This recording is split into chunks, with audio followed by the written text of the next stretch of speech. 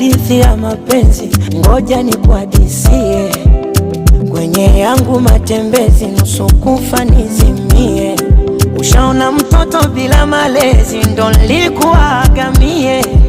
Moyo niliwapa wezi, matapeli wanibie. Sasa inatosha, nimesahau tangu nikupate wewe, naiona angalau. Sasa imetosha, nimesahau mimi tangu nikupate wewe,